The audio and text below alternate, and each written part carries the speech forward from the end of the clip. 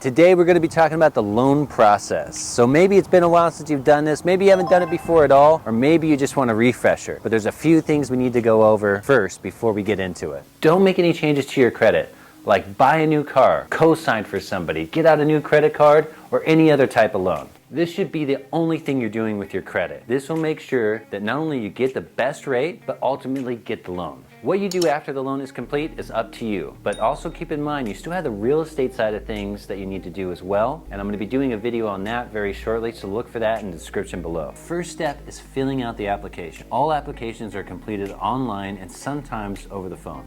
This will start to give us a picture of what your loan will look like so that we can then give you an estimate of what your payment and rate will be. In the description below is a walkthrough video on how you can complete this. Step 2. Get all your documents to your loan officer. Once the application is complete, you will get an email that looks like this. What this process does is it allows us to verify everything that you put in the application. So like for instance, say you said you made $100,000. Well, we need something to back that up. We need pay stubs, we need W-2s, we need all that stuff so we can verify that information.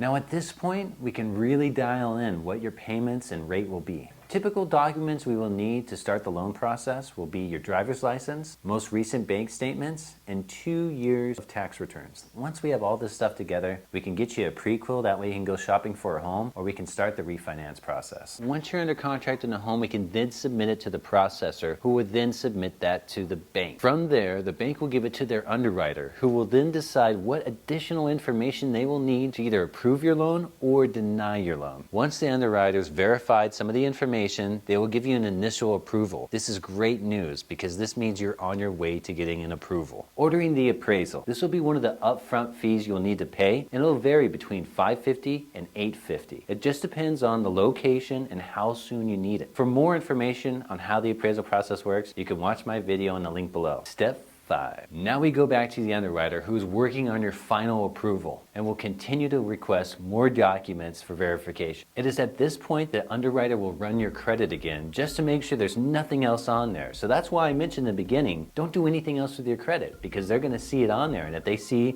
that you did anything with your credit, that's either going to delay your closing or possibly not get you a loan at all. I've seen this happen in loans where someone thinks they can do something or think it won't be a big deal, and then they just get denied for the loan. Could you imagine being a couple days away from getting your house and all of a sudden you get a denial because you did something with your credit? Step 6, the final step. The underwriter approves you and you are cleared to close. You will receive closing disclosures. Make sure you sign these ASAP or it could delay your closing. After signing the disclosures, you will have 3 days for your loan to fund. This period is also called the 3-day right of recession. This means if for some reason the loan terms have changed or you don't like the loan terms, you can cancel. That concludes the video. If you have any questions on this process at all or want me to go into greater detail of something else, go ahead and put it in the comments below. I look forward to hearing from you.